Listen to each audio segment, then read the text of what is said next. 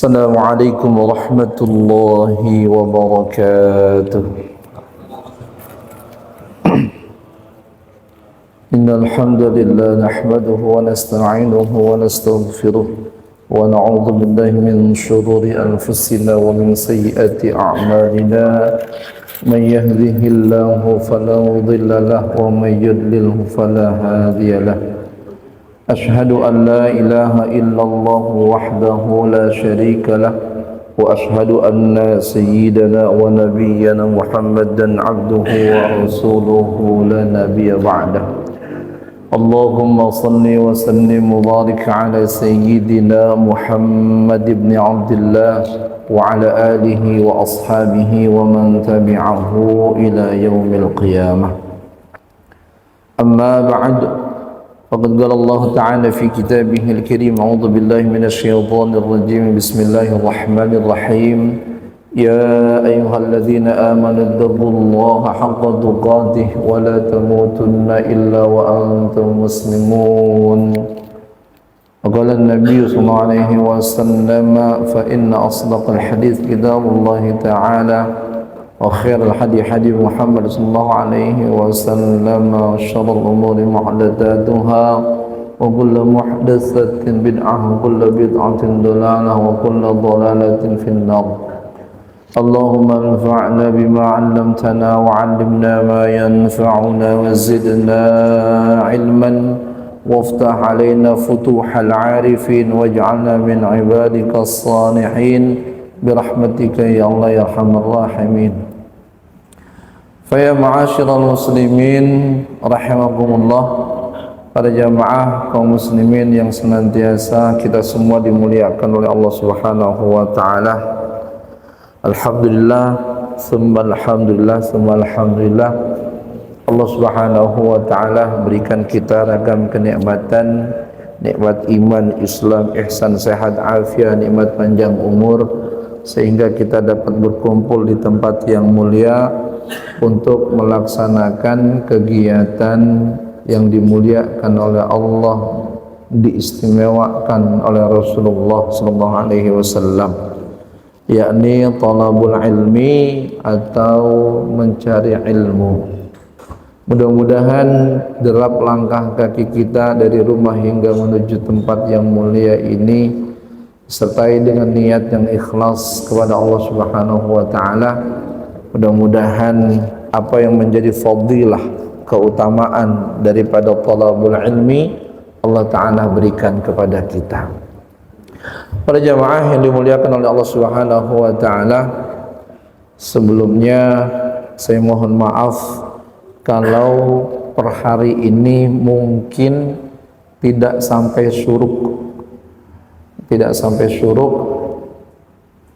karena saya ada kegiatan di STTD Setu yang startnya di jam 6.30. Tadinya jam 10-an lah kalau nggak salah saya izin, karena itu baru selesai persiapan untuk imtihan dan khotaman anak-anak dari juz 30 sampai dengan 27, terjuman dan juga gorib tartilnya antara SDIT Titian Ilmu dan SMPIT Titian Ilmu. Ya, jadi saya mohon izin untuk hari Ahad ini saja, tidak sampai syuruk para jemaah yang dimuliakan oleh Allah Subhanahu wa taala. Para jemaah yang dimuliakan oleh Allah, kita masuk pada bahasan Al-Kabiratu Ar-Rabi'ah wal-Ishrun, dosa besar yang ke-24. Jadi alhamdulillah perjalanan membahas tentang dosa besar sudah kita sampai pada bahasan ke-24. Apa itu? Al-Kazzabu fi ghalibi aqwalihi. Al-Kazzabu, Al-Kazzab itu berarti udah nukangin. Kalau nukangin itu berarti udah sering ya. Fi ghalibi aqwalihi, di kebanyakan perkataan atau ucapannya. Jadi kalau ngomong amannya orang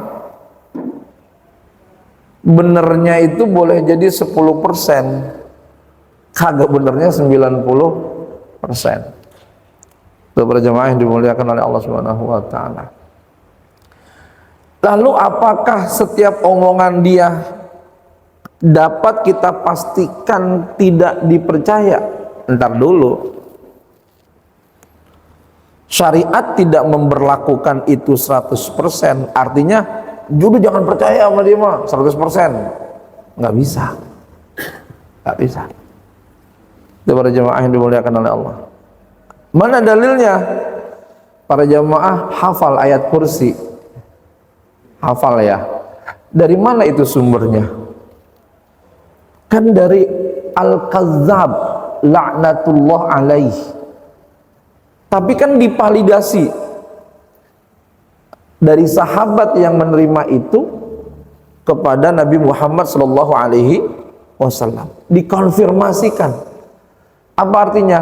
Para jamaah setiap mendapatkan cerita dari orang yang diklaim Al-Kazzab, tukang bohong di daerah kita, maka para jamaah tidak mentah-mentah menolak pernyataan dia, perkataan dia, tapi para jamaah harus lakukan langkah konfirmasi.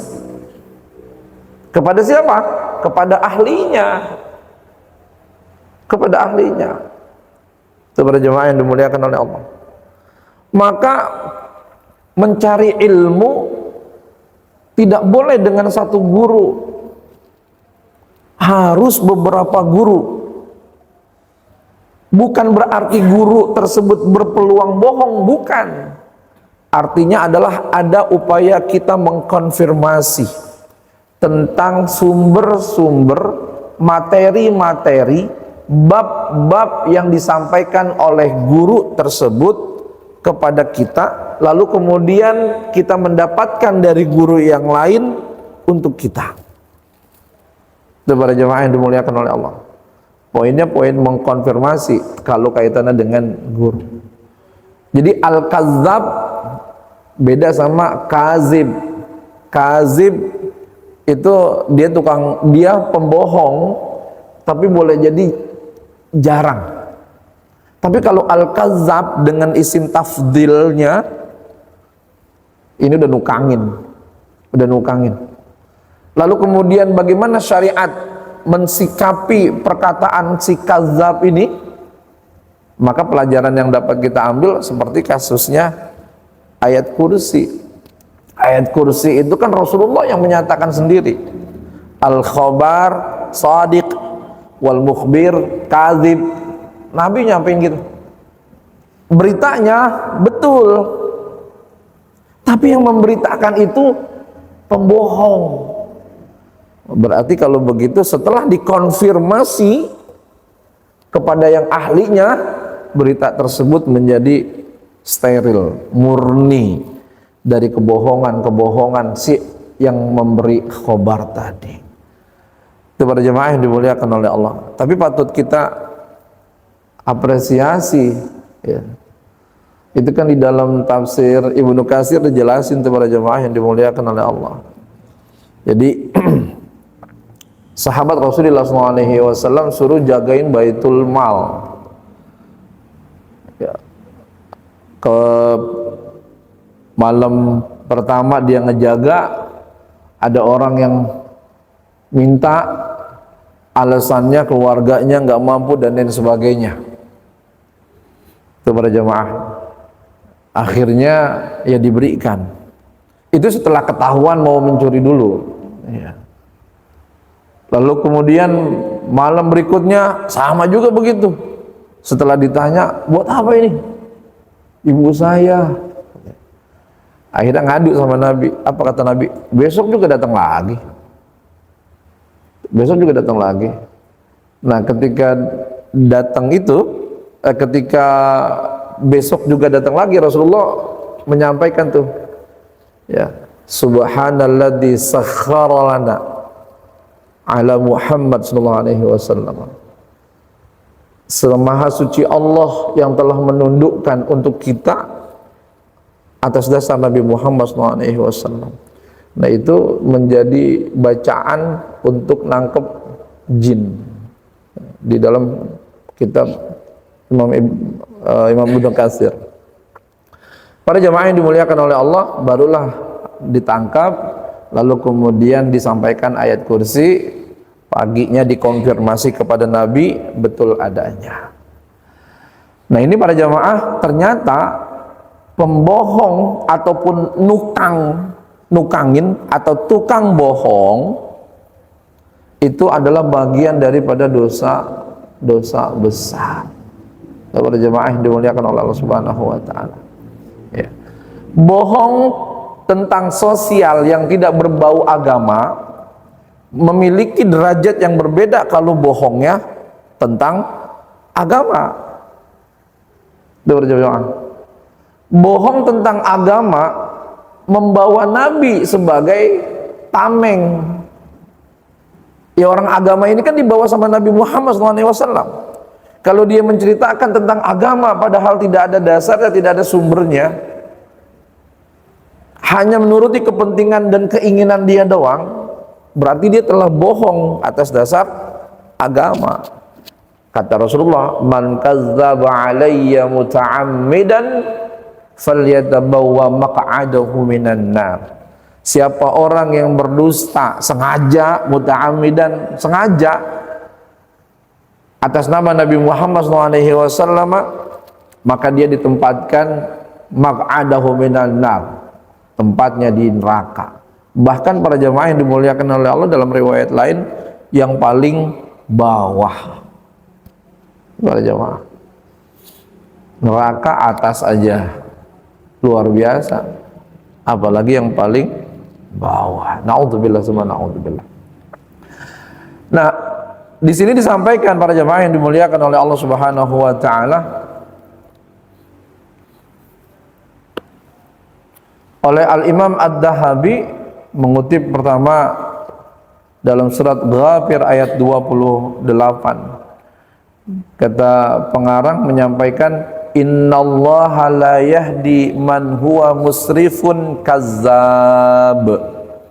Sesungguhnya Allah Subhanahu wa taala tidak akan memberikan hidayah, petunjuk kepada orang yang musrifun, satu, melampaui batas,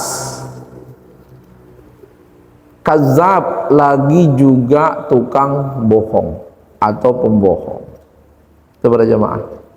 Ini kan ceritanya gini para jamaah yang dimuliakan oleh Allah. Ini cerita tentang salah seorang ponakannya Fir'aun bilang sama Fir'aun, gitu para jamaah. Kalau misalkan dalam ayat komplitnya, faman hajaka fihi min ba'di ma hajaka minal ilmi faqul ta'alau nada'u abna'ana wa abna'akum wa nisa'ana wa nisa'akum. Mohon maaf, ayatnya, wa qala rajulun mu'minun min ali fir'auna yaktumu imanahu ataqtuluna rajulan ay yaqula rabbi Allah wa qad ja'akum bil bayyinati min rabbikum wa iyyaku kadiban fa alaihi kadibuh wa iyyaku sadiqan yusibukum ba'dul ladzi ya'idukum innallaha la yahdi man huwa musrifun kazzab. Datang seorang laki-laki, di Ibnu Katsir disampaikan, kalau dalam riwayat Ibnu Abbas namanya Habib, namanya ada yang mengatakan Khabil. Itu para jemaah. Nah, si laki-laki ini anak daripada saudaranya Fir'aun, dalam satu riwayat anak pamannya, menyampaikan kepada Fir'aun, para jemaah yang dimuliakan oleh Allah Subhanahu wa taala, kalau misalkan ada seorang yang menyampaikan kepada Anda, yakni Nabi Musa, dia bilang Tuhanku adalah Allah, dia sampaikan dalilnya, dia sampaikan bukti-buktinya, apakah Anda pasti atau melanjutkan membunuh orang tersebut? Udah biarin aja, ya bohong, ntar dia yang kena, bener dia yang kena. Itu para jemaah yang dimuliakan oleh Allah. Dilanjutkan, innallaha la yahdi man huwa musrifun kazzab. Si saudaranya Fir'aun ini, anak dari pamannya ini, dia berani menyampaikan, sesungguhnya Allah Subhanahu wa ta'ala tidak memberikan hidayah kepada orang yang melampaui batas dan juga pembohong.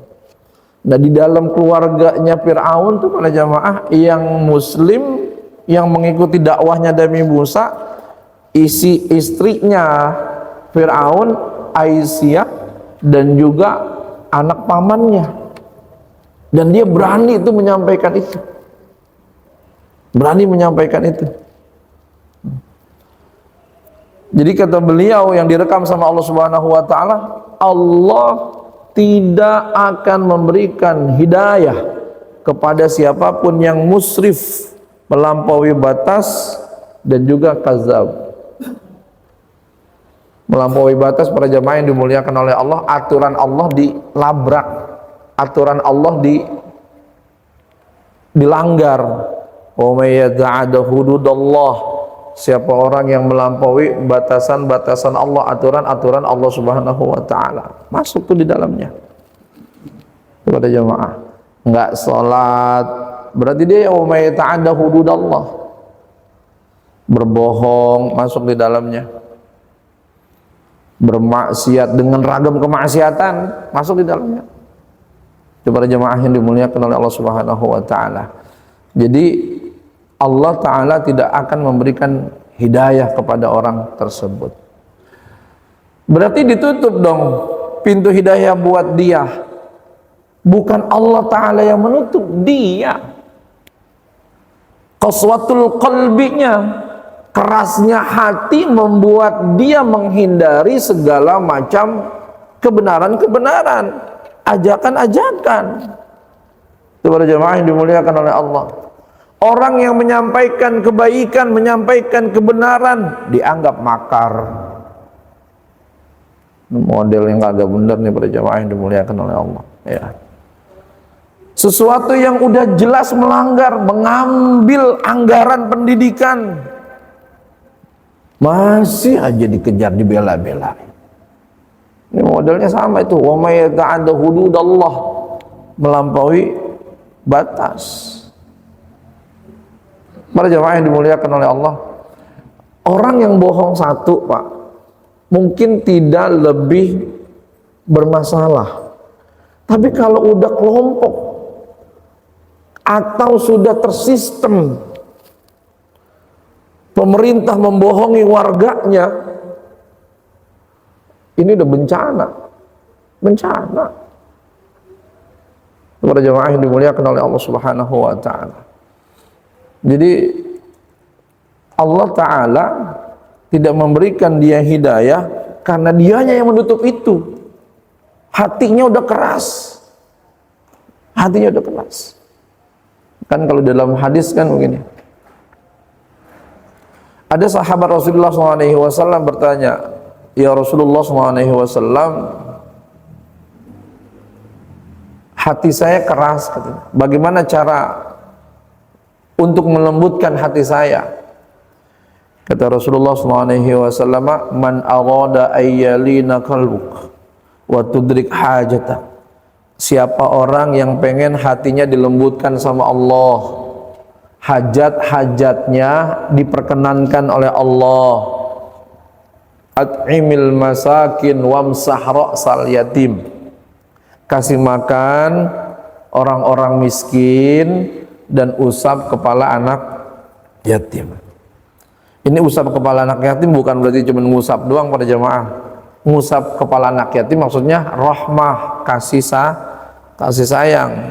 Jadi jangan diterjemahkan ngusap doang, ya. Untungnya banyak kalau begitu. Untung siapa? Untung yang si ngusap, ya. Banyak untungnya. Jadi bukan kita panggil, sini kamu anak yatim ya? Iya, sini sebentar nih, Bapak mau ngusap kepala kamu. Bukan begitu. Ya, artinya rahmah, memberikan sedekah santunan. Para jemaah yang dimuliakan oleh Allah Subhanahu wa taala. Lanjutnya kata Imam Az-Zahabi mengutip juga firman Allah Subhanahu wa taala dalam surat Az-Zariyat, qutilal kharrasun. Maka orang-orang yang pendusta terkutuk. Terkutuklah orang-orang yang mendusta. Jadi pakai lafaznya ekstrimnya luar biasa ya. Kutila terbunuh atau dibunuh, tapi di sini dinyatakan kutila sebagai orang-orang yang terlaknat. Al-kharrasun, orang-orang yang pendusta. Al-Imam Qatadah dalam satu kitab yang dinukil oleh Al-Imam Ibnul Mulaqqin disampaikan, al-kharrasun ahlul ghirrah wal dhunun. Kharrasun itu orang yang bohong, nipu, itu para jemaah, dan suka nerka-nerka, zon, nyangka-nyangka, yang apa yang disampaikan itu cuma asumsi persangkaan dia aja udah. Tidak ada data, tidak ada dalil yang bisa diajukan. Itu para jemaah yang dimuliakan oleh Allah Subhanahu wa taala. Ya. Persangkaan aja. Ini namanya kharrasun. Ini dalam masyarakat para jemaah yang dimuliakan oleh Allah Subhanahu wa taala, ahlul ghirrah wa dhunun, ya. Jadi mereka-mereka yang suka goror, nipu segala macam, aduh nauzubillah. Menyampaikan saksi palsu, aduh masuk di dalamnya kharrasun. Wa qala Allah taala, Allah pun menyampaikan, summa nabtahil fanaj'al la'natallahi 'alal kadhibin.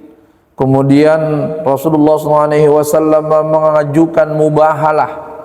Rasulullah mengajukan mubahalah kepada orang-orang Nasrani, orang-orang Yahudi, tentang klaim bahwasannya Isa bin Maryam adalah anak Tuhan. Rasulullah menyampaikan bukan, dia adalah utusan Allah Subhanahu wa taala, hamba Allah Subhanahu wa taala. Lalu kemudian Rasulullah menyampaikan mubahalah, yakni sumpah akan mendapatkan laknat, siksa, azab dari Allah Subhanahu wa taala manakala ada yang berbohong. Itu namanya mubahalah. Ini dalil tentang mubahalah para jemaah. Ini kan dalam surah Al-Imran ayat 61 ini ada sekelompok orang-orang Nasrani yang menyampaikan bahwasannya Nabi Isa, ya, itu anak daripada Tuhan. Itu para jemaah, ya, bukan utusan Allah Subhanahu wa taala, bukan. Lalu Rasulullah SAW menyampaikan enggak begitu. Dia itu hamba Allah, dia itu utusan Allah. Ketika saling mengklaim seperti itu, ya udah, kalau begitu kita mubahalah aja dah. Apa itu mubahalah? Menyampaikan sumpah. Diajak datuk anaknya, diajak istrinya, orang-orang yang disayang para jamaah yang dimuliakan oleh Allah Subhanahu wa taala. Ya. Disampaikan sama dia, kalaulah apa yang saya sampaikan bohong adanya, maka saya rela, ridho, saya, anak istri saya mendapatkan laknat, siksa, murka dari Allah Subhanahu wa taala. Kepada jemaah, ya. Itu namanya mubahalah. Boleh nggak digunakan? Akhirnya kasus di ayat ini, akhirnya orang mubahalah nggak jadi dilakukan karena Nasraninya nggak datang. Dia tahu apa yang disampaikan Nabi Muhammad benar adanya, tapi dia bersikukuh gitu. Masih tetap aja hal itu dilakukan sama dia. Para jemaah yang dimuliakan oleh Allah, kalau misalkan ada orang yang tadi saling saling mengklaim, apapun bentuknya, ini biasanya di dalam persidangan, ya. Yang satu menuduh ini, yang satu menuduh ini, yang satu menyampaikan A, yang satu lagi menyampaikan B. Maka di masyarakat pun boleh para jemaah melakukan mubahalah ini, boleh. Ya. Kalau di adat lain apa namanya? Sumpah pocong ya. Sumpah pocong. Itu sumpah pocong cuman buat apa namanya? Ngeri-ngerian aja. Itu para jamaah. Buat ngeri-ngerian aja. Jadi dia itu strategi agar orang kondisinya menyampaikan yang benar. Menyampaikan yang benar. Apakah sumpah itu harus mengangkat Al-Quran untuk disampaikan gini? Saya nggak usah, pakai qasam aja. Wallahi, tallahi, billahi, selesai urusan. Tapi kenapa itu diangkat begitu? Tadi cuma skenario nakut-nakutin. Nakut-nakutin.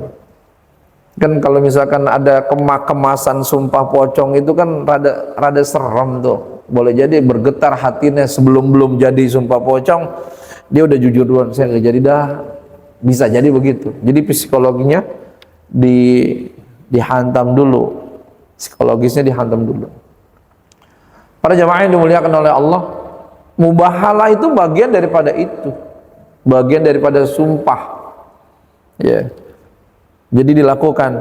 Kalau apa yang saya sampaikan, jadi dia ngundang tuh di pertemuan tersebut, ada dia, ada istrinya, ada anak-anaknya gitu. Yang mengklaim A juga menyampaikan juga, saya keluarga ini atau gimana kemasannya, dia yang menyampaikan. Ridho intinya, apa yang saya sampaikan betul adanya. Kalaulah saya berbohong dari apa yang saya sampaikan, maka saya ridho, saya ikhlas. Allah memberikan bla bla bla bla bla bla kepada saya, istri dan anak-anak saya. Artinya orang-orang yang disayang. Itu para jemaah yang dimuliakan oleh Allah. Bisa begitu? Iya, bisa. Dalilnya ini. Summa nabtahil panaja'al la'natallah 'alal ghadibin. Kemudian mereka mengajukan untuk mubahalah. Di ayat ini nggak jadi mubahalah karena orang Nasrani nggak datang. Para jemaah yang dimuliakan oleh Allah. Jadi besok-besok kalau misalkan di masyarakat kita terjadi satu klaim A, B, C, D segala macam, gituin aja udah. Ntar kita lihat ke depannya, kira-kira siapa yang dapat musibah. Siapa yang dapat musibah? Dia yang mendapat musibah, ya, kondisinya adalah boleh jadi dia adalah orang-orang yang kadhibin, orang-orang yang bohong, pendusta. Dia mendapatkan laknat dari Allah Subhanahu wa ta'ala. Di dalam kitab yang disampaikan oleh Al-Imam Ibnu Mulakin, para jemaah yang dimuliakan oleh Allah Subhanahu wa ta'ala, namanya At-Tawdih li Syarhil Jami' As-Sahih namanya. Al-Imam An-Nawawi mengatakan, wa ammal kadhibu fayusilu ilal fujur wa huwal mail 'anil istiqamah wa qila al-inbi'az bil ma'asi. Nah, para jemaah yang dimuliakan oleh Allah Subhanahu wa taala, jadi tiga ayat ini menyampaikan tentang ancaman mereka yang melakukan dusta, bohong. Itu para jemaah. Pertama, tidak mendapatkan petunjuk dari Allah. Yang kedua, kutilal kharrasun, terlaknat dia, terkutuk dia.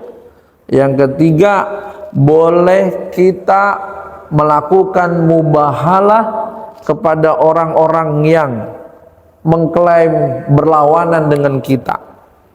Dalam rangka apa? Menyatakan mana yang benar. Ayo, dalam kehidupan bermasyarakat ini, saya dituduh begini, saya dituduh begini, saya dituduh begini. Enak aja, ayo kalau mau kita mubahalah. Kalau dia nggak berani, berarti dia yang bohong. Gitu. Kalau dia berani, sama-sama berani, kita lihat entar yang dapat laknat dari Allah siapa. Itu pada jamaah yang dimuliakan oleh Allah Subhanahu wa taala.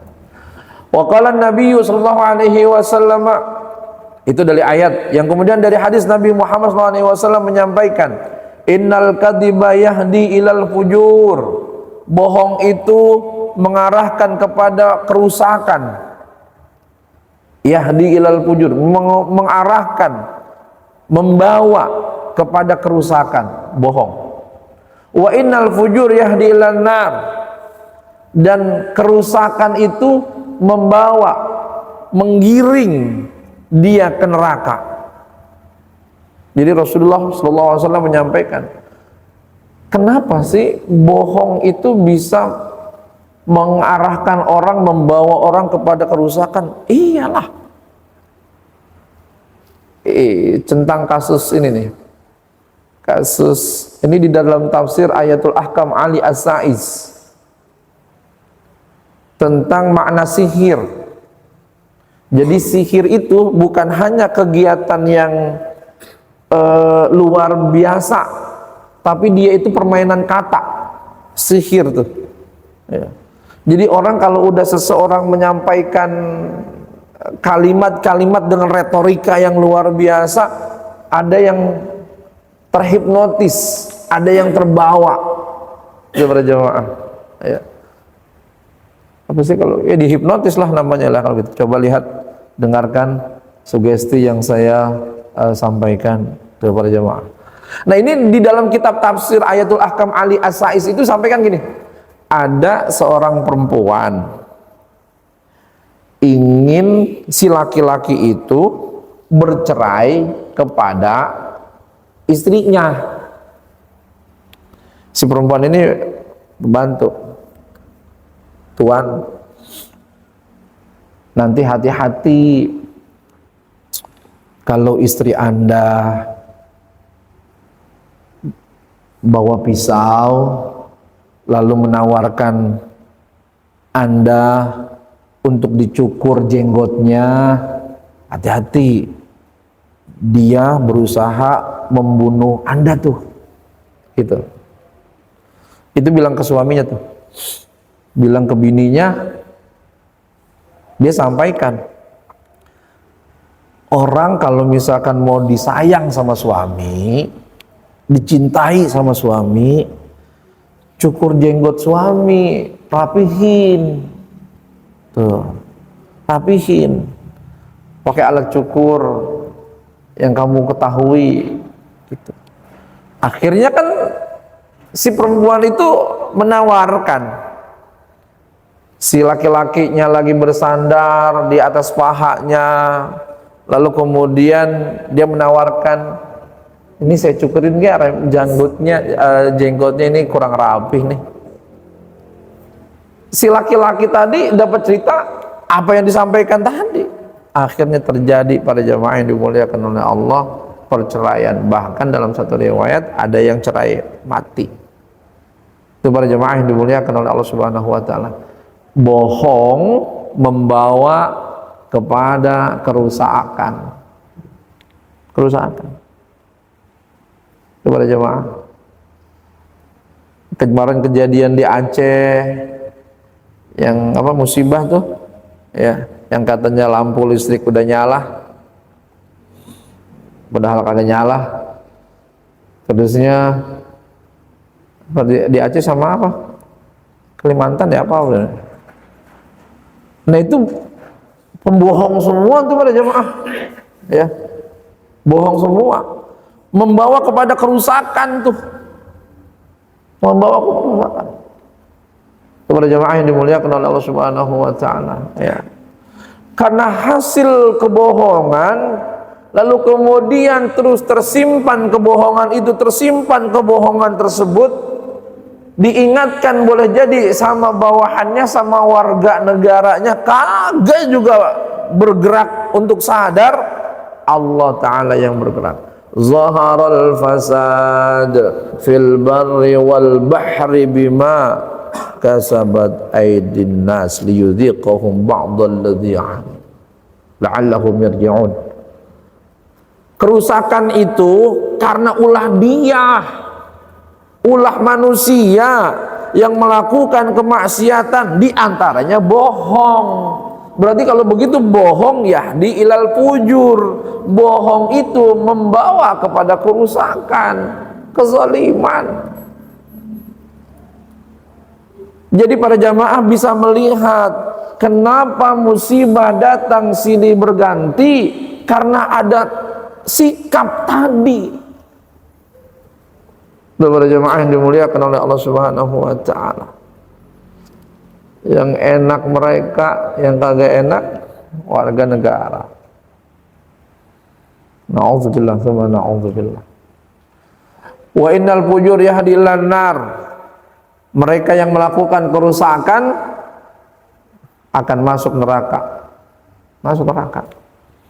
Itu cakupan negara. Cakupan kita ada nggak? Ada. Ada.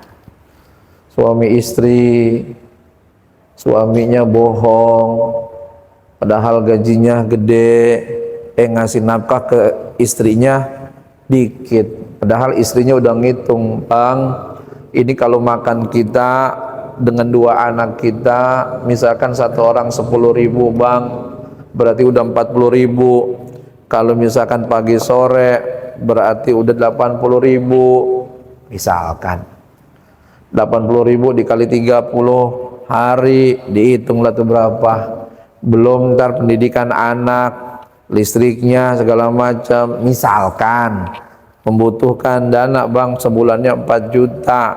Misalkan lakinya bilang, wah kagak bisa begitu mah. Bisa gitu. Ini ada cuma gaji 3 juta doang per bulan. Tuh para jemaah yang dimuliakan oleh Allah. Akhirnya nafkahnya dikurangin. Itu berarti suami bohong tuh. Kewajibannya kan memberikan itu para jemaah. Berarti kalau istri satu waktu nanti dapetin duit suami yang ada di kantong, padahal nafkahnya kurang, udah dikasih tahu masih kagak diberiin juga, ambil, jangan pakai bilang, karena itu jadi hak istri, keluarga untuk nafkah. Dosa nggak sih istri? Kagak, karena nafkah kurang dia kagak mau ngasih, padahal nafkah itu kewajiban. Kalau misalkan itu dilakukan, Allah Ta'ala akan persempit tuh rezeki siapa? Rezeki suami. Karena dia tadi wa may yata'adda hududallah, dia melewati batasan Allah Subhanahu wa taala. Tuh para jemaah yang dimuliakan oleh Allah. Liyunfiq dzu sa'atin min sa'ati, dalam At-Thalaq disampaikan, hendaknya seseorang itu memberikan nafkah menuruti dzu sa'ati, kemampuan dia. Gajinya 6 juta, padahal tadi istrinya bilang 4 juta nafkah, kan masih bisa. Dia bilang cuma 3 juta. Berarti dia tidak liyunfiq dzu sa'atin min sa'ati. Para jemaah, hendaknya kita itu memberikan nafkah menuruti kemampuannya. Betul. Kalau misalkan udah dihitung kemampuannya 4 juta, gajinya 6 juta, harusnya dikasih itu 4 juta. Diumpetin sama si lakinya. Itu para jemaah yang dimuliakan oleh Allah. Ya. Saya pernah baca satu tulisan di kaos seseorang, mencari rezeki untuk menuruti istri, ada lebihnya buat kawin lagi, katanya gitu para jemaah. Boleh jadi tuh. Hati-hati nih buat suami, kalau tidak memberikan nafkah menuruti porsinya, Anda atau kita berbohong. Kalau kita berbohong, Allah Ta'ala boleh jadi nanti akan mempersempit rezeki kita. Para jemaah yang dimuliakan oleh Allah, wala yazalur rajul yakdzibu hatta yuktaba indallahi kadzaban. Senantiasa orang yang suka bohong itu sama Allah Subhanahu wa taala dilihat, nanti dia diklaim sebagai kadzaban, tukang bohong. Awalnya kazib, pembohong, jadi kadzab, tukang bohong. Maka tukang bohong boleh jadi meninggalnya dalam kondisi bohong. Kalau meninggalnya dalam kondisi bohong, na'udzubillah min dzalik. Wa ammal kadhiba wa yusilu ilal fujur wa huwa al-mailu anil istiqamah wa qilal inbi'at bil ma'asi. Kata Imam Nawawi disampaikan, Kenapa sih bohong itu membawa seseorang kepada fujur, kepada kerusakan? Berarti dia sedang melenceng al-may' anil istiqomah, melenceng dari jalan lurus. Melenceng dari jalan lurus, atau al-inbi'ad minal ma'asi, atau tergerak hatinya untuk melakukan kemaksiatan. Kepada jemaah yang dimuliakan oleh Allah. Jadi di hadis ini disampaikan orang yang bohong, dia melakukan kerusakan. Dia melakukan kerusakan menghantarkan dia kepada neraka. Kalau terus-menerus dilakukan, maka dia nanti meninggal dalam keadaan kadzab, tukang bohong. Apa artinya? Hadis ini memberikan peringatan yang luar biasa para jamaah yang dimuliakan oleh Allah Subhanahu wa taala. Ya. Jadi jangan sampai nih kita sebagai suami, sebagai anggota masyarakat tukang bohong. Jangan sampai. Para jamaah yang dimuliakan oleh Allah Subhanahu wa taala, satu hadis lagi. Wa qala sallallahu alaihi wasallam ayatul munafiqi thalathun. Rasulullah menyampaikan, tadi riwayatnya muttafaqun alaih, Bukhari Muslim sepakat kesahihannya. Hadis yang kedua, Rasulullah menyampaikan ayatul munafiqi thalathun. Tanda munafik 3. Idza haddatsa kadzdzaba, apabila ngomong bohong. Wa idza wa'ada akhlafa, kalau janji tidak ditepati, menyalahi. Wa idza tumina khana, apabila dikasih amanah dia khianat. Para jemaah yang dimuliakan oleh Allah, itu tanda orang munafik. Satu aja para jemaah yang dimuliakan oleh Allah Subhanahu wa taala ada di posisi seperti itu, munafik. Ya, munafik. Dia memang kalau dikasih amanah bagus. Kalau dikasih amanah bagus. Tapi kalau janji enggak ditepati mulu, dia para jemaah yang dimuliakan oleh Allah, masuk tuh dalam kategorinya. Ya. Makanya kita ya ada alatnya. Kalau misalkan mau janji insya Allah ya nanti saya lakukan, insya Allah ya. Tapi kalau insya Allah dia tahu dia bakalan tidak bisa, wah, harusnya jangan disebut insya Allah gitu. Bilang aja tidak bisa. Ya, tapi biasa kondisinya untuk meringankan ya, meringankan. Insya Allah. Wa qala arba'un man kunna fihi kana munafiqan khalisan.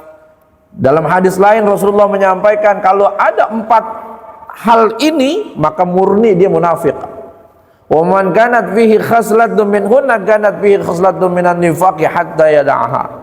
Kalaulah misalkan ada salah satunya para jamaah yang dimuliakan oleh Allah Subhanahu wa taala, maka dia masuk dalam kategori melakukan nifaq, kemunafikan, hatta yada'aha.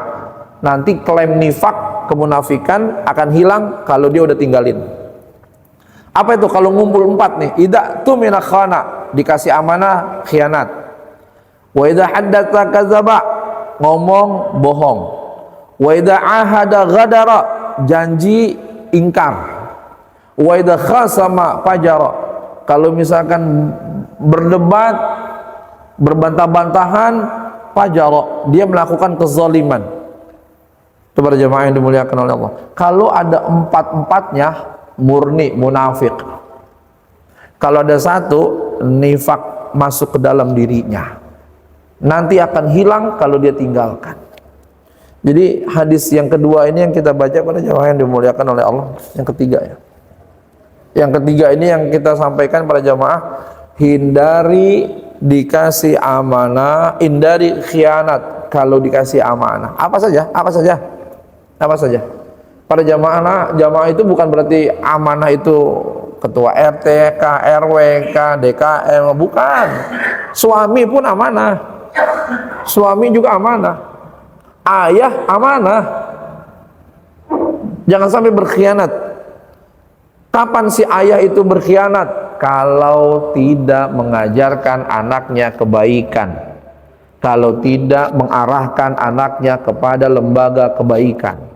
Tuh ayah yang berkhianat. Ayah yang berkhianat. Karena kan ayah itu wajib apa di sana? Ku anfusakum wa ahlikum nara. Tuh. Laki-laki itu, si suami itu, ku anfusakum, jaga dirimu, keluargamu. Bagaimana cara menjaganya? Anak masukin ke pesantren, biar ada akhlaknya, biar ada adabnya. Jangan menyekolahkan anak karena niat kerja. Salah. Sekolahkan anak agar dapat ilmu, sekolahkan anak agar dapat akhlak baik. Itu para jemaah. Makanya sekolah SMK itu sekolah yang melanggar aturan pemerintah dan tujuan pendidikan nasional. Karena kalau niatnya cuma kerja, kalau niatnya kerja, itu para jemaah, kalau niatnya kerja. Tapi kalau niatnya ada transfer ilmu, adab, akhlak, nggak langgar. Waktu selesai turun khutbah di Ubara, ada DKM-nya bilang, Pak Ustadz, di SMK, di Kansai, di M2100, apa namanya, industri apa, mitra industri lah kalau tidak salah ya. Itu kelas 2 SMK udah ke Jepang katanya. Kelas 1, ya kelas 2 lah, 2 SMK udah ke Jepang, udah ke Jerman. Bagus saya bilang. Tapi mudah-mudahan niatnya bukan hanya mengarahkan ke sana, tapi juga ada transfer value-nya, ada akhlaknya.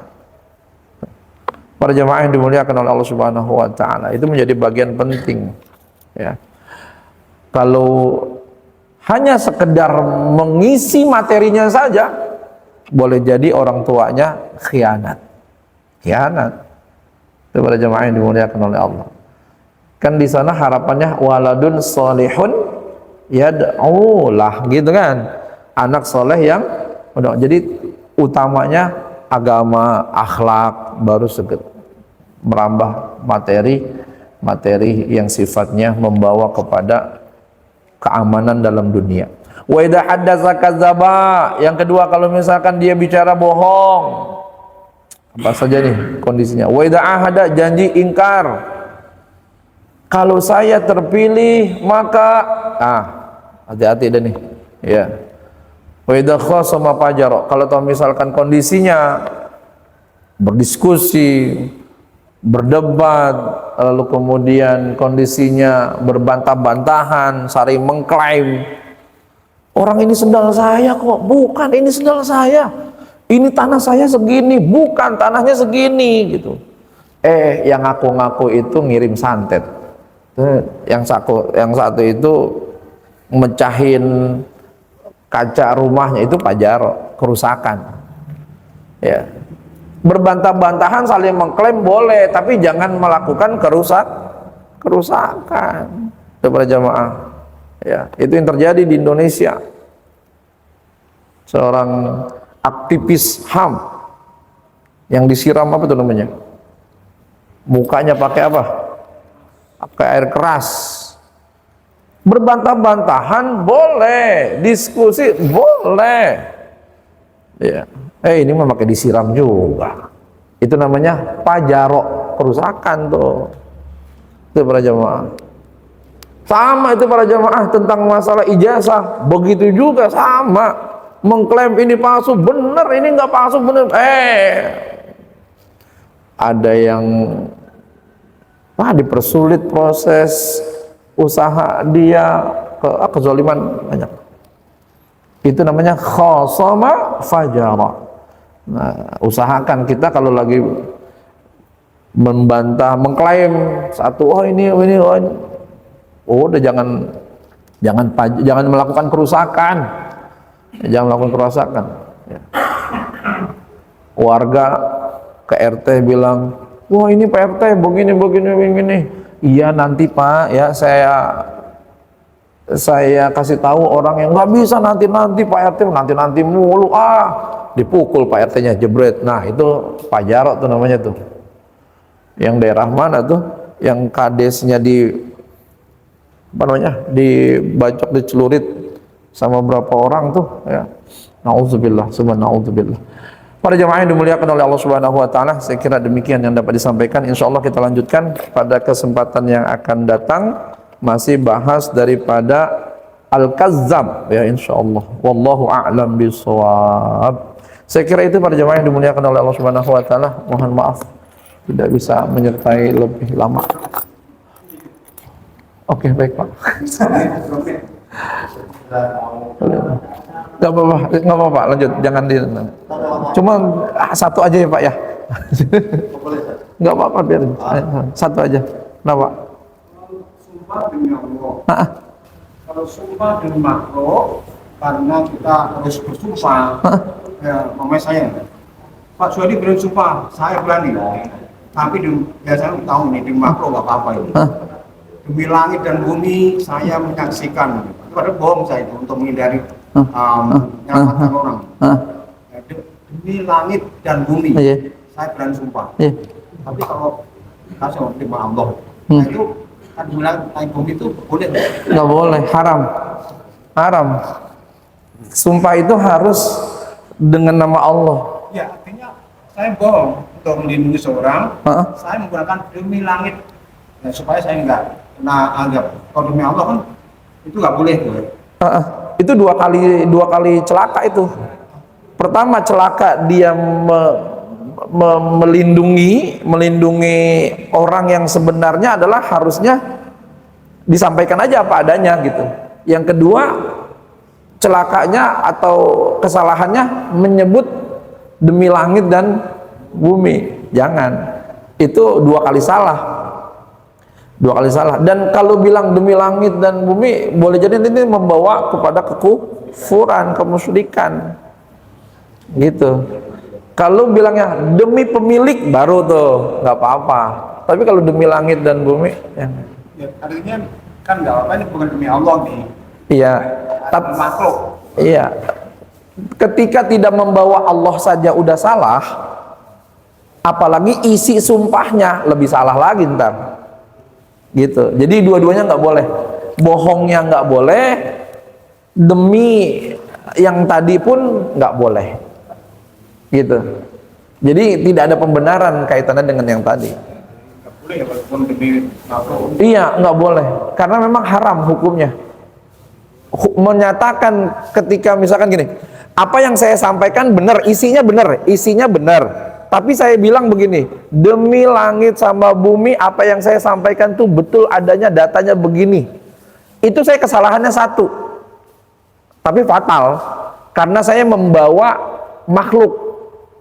Apalagi isi dari sumpahnya itu, isi beritanya itu udah bohong, dia ngajak-ngajak langit sama bumi, bohongnya, kesalahannya jadi dua kali.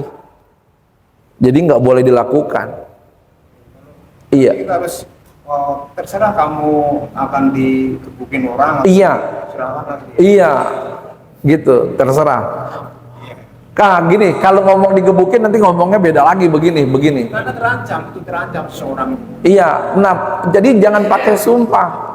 Begini, pakai inilah pentingnya ilmu mantik nih. Jadi panjang ya. Pentingnya ilmu mantik gitu. Saya tutup. Pentingnya ilmu mantik begini. Kalau misalkan kita untuk menyelamatkan dia, maka kita pakai aja retorika, logika yang sederhana. Gitu. Apa yang Bapak klaim itu salah, Pak. Orang dia nggak melakukan apa-apa. Ketika kita bilang dia nggak melakukan apa-apa, saat itu bukan yang kemarin. Gitu.